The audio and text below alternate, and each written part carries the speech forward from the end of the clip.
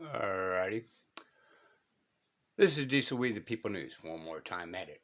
Okay? Not attorney, not giving legal advice. Okay? Whatsoever. Never look straight forward. Always look around you. Be able to protect yourself by any means necessary. Okay? Use the Second Amendment. Arm yourself with knowledge. Now, this is a video due to QuirkCam HQ. Alright? So go check him out. And he's got some good videos too. And it would educate you. Okay? And this is how you can actually court watch through your TV or your phone. All right. Now, that being said,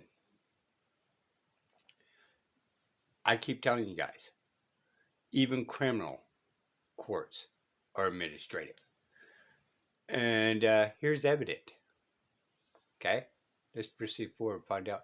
And there was actually a true victim in this. It wasn't drugs, it wasn't speeding, it wasn't this, it wasn't that. There allegedly was a true victim in this. Did she get justice? And as well, you know that I said he is one of the better judges here in Texas.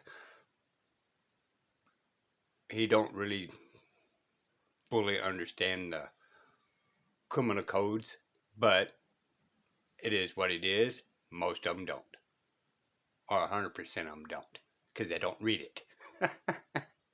Let's go. Great to see you. What's new? This is a plea. It was a felony case. We refound it as a misdemeanor. Okay.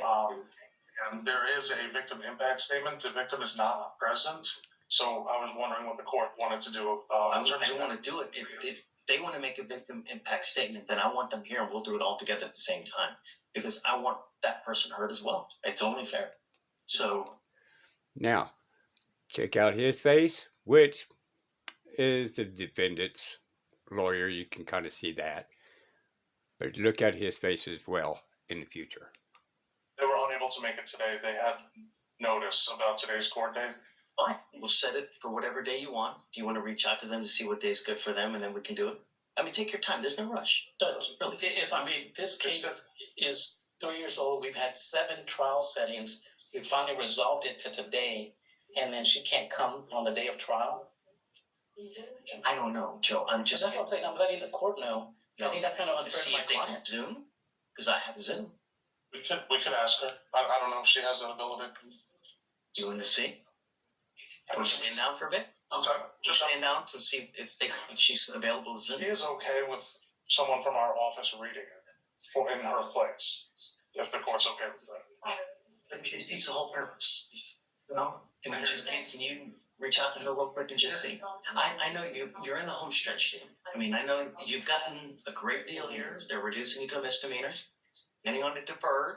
So just give me 5 minutes. Let me see if they can do that. 5 minutes later. So, guys. For educational purposes only. Okay? Defer means that whatever happens, if he does everything correctly and all that, it would never go on his record. Okay? So, allegedly, there's a true victim, but he's going to take a plea and never have it on his record if he follows everything through. Please keep it down. If you need to talk, go outside. We have someone that's going to testify here on Zoom. No talking. Ms. Echevarria, can you hear me?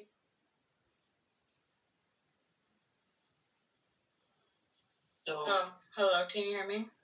yes, I can hear you. Okay. Okay, give me 1 second, ma'am. Give me 1 second. So, particularly with this case, Joe, he gets charged with a sexual assault upstairs, or he's on bond for a sexual assault. On bond. And then he picks up an indecent. No. Plea bargain down to a Class A indecent assault. The felony court does not do misdemeanor probations, so we have to refile it as a misdemeanor. That's what the plea deal was, essentially. So it was a reduction to a misdemeanor. Correct. Indecent assault. Correct. To a 2-year defer. Correct. Okay. So let's do ma'am, what I was going to do is do the plea first. as a victim, does that even sound remotely just? Then have you say something after the fact if that's okay. Are you okay with that?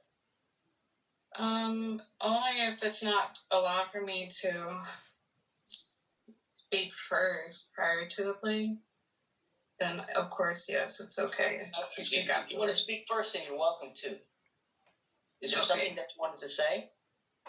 Well, I wanted to read my victim impact statement. Please do. You're welcome to do it. Okay, thank you. Okay, so I'm writing this statement to share how this experience has continued to affect me long after that night. There may be times where I actually need to take a moment to breathe. Actually, just wanted to go ahead and say that first. When I first submitted this statement, I was overwhelmed. I was still in emotional shock and unsure of what to say and how to say it. I've since come to understand the importance of expressing clearly, not just what happened, but how it impacted every part of my life. This event has completely changed me. I wake up with anxiety. I experience episodes of fear, confusion as to why I did not run, and constantly feel a loss of trust, not just in people, but in places I once felt safe and in myself. Every day I'm reminded of what I've lost. I lost peace of mind. I lost the ability to work without panic, the ease of everyday interactions. Every day I'm reminded of how I got taken advantage of and didn't react as I felt I would have in a moment like this. If this emotional toll has affected my professional life, my relationships, my physical well-being, I can't control my heart rates in these moments of panic. They're true anxiety, full-on panic attacks that I experience still to this day, 2 years later. At the time of my first statement, I didn't have access to important documents, which are records that might have helped me explain myself more clearly within these 2 years. Since then, I've started the process of requesting my full case file from multiple agencies, medical records, and forensic testing. I have not received those as of today just yet, but I know those documents all exist. It's been over 2 years, and this case has been reset multiple times. A new prosecutor was also assigned only days before this plea was suddenly brought to me. The rapid timeline did not allow me to revise my statement or consult with anyone about how this offer would impact my rights as a survivor or my potential ability to seek justice outside of this criminal court. This statement is not about vengeance. It's about the truth. It's about my healing. It's about ensuring my voice is heard in a process that often feels designed to just move forward without it. Every day since this assault, I've struggled with anxiety, flashbacks, and trust issues that have reshaped how I live my daily life. I still cry regularly from this incident. I still shut down. I still replay everything from the pressure, the coercion, the force, the aftermath of where I try to survive it all without falling apart. And yet I still feel like I have to justify why it broke me. This wasn't just a violation of my body. It shattered my trust, my sleep, my ability to feel safe in my own skin. I've spent nights replaying what happened, and the fear and the disgust and the betrayal. What was taken from me was not just physical, it was psychological and it was spiritual. I'm a hair. And I'm going to pause it there for a second. So most people say there's this thing called flight or fight when you're in a dangerous situation. But most people never count the third one. Some people in shock freezes and becomes numb. Okay? So there's always that third one. And why are we all sticking to just the two? When somebody's panicking, they don't know what to do, they're frozen. Okay? So there's flight, frozen, and fight. stylist, and my career is built on one-on-one trust with my clients. Since this happened, I felt constantly on edge with male clients. I find myself backing away from simple interactions. I've lost my income. I've lost my confidence and my own safety in my own body. The job I once had, I lost due to being completely disconnected from my mind and my body.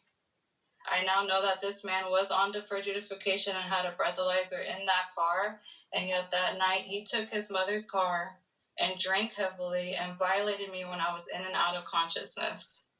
The defendant slapped my face during intercourse and violated me. His third time assaulting me that same exact night without consent.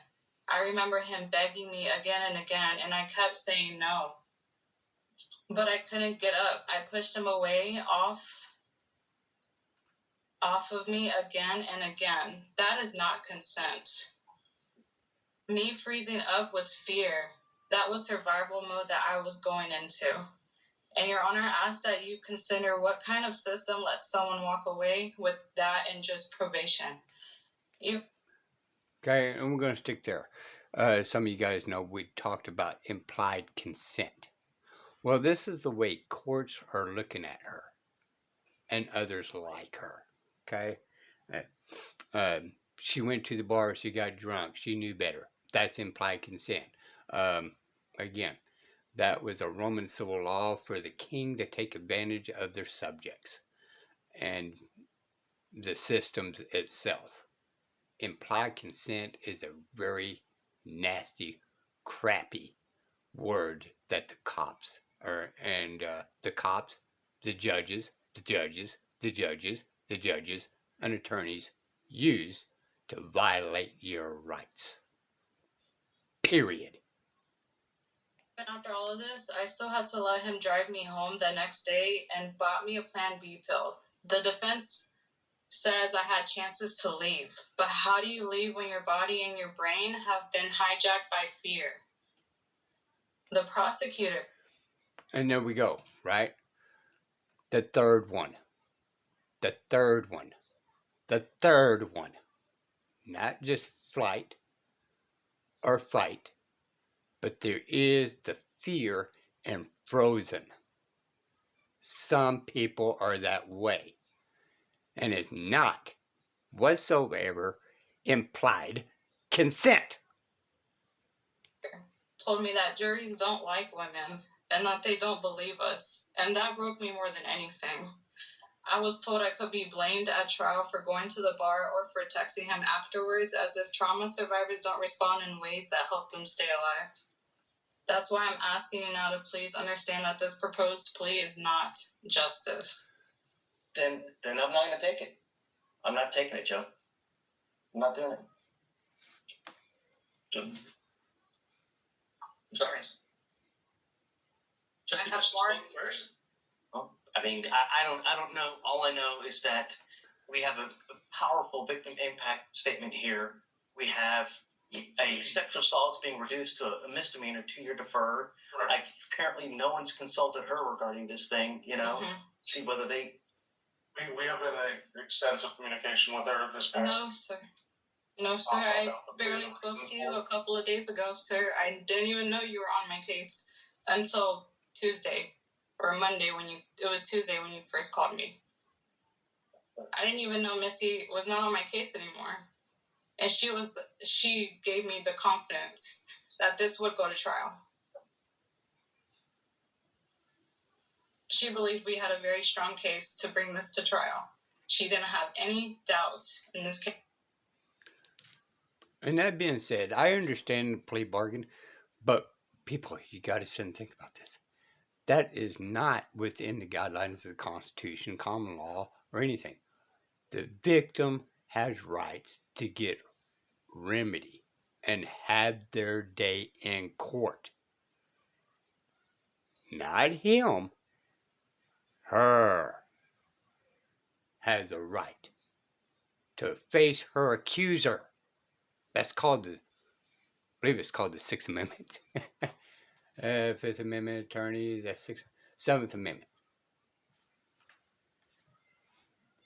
Okay? This is disgusting.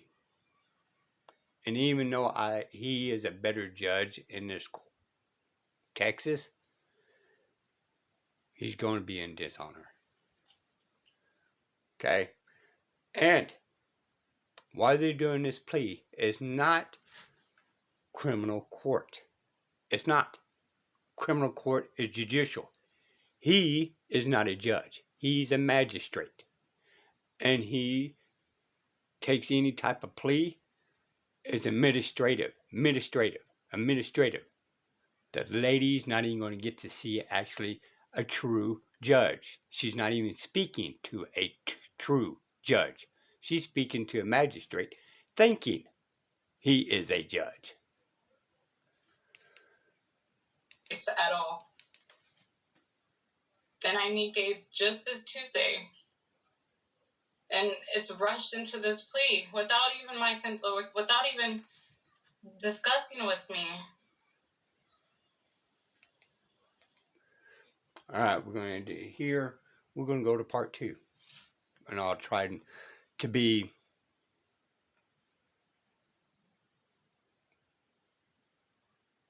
hushed up. These will be the People News. Bye, y'all.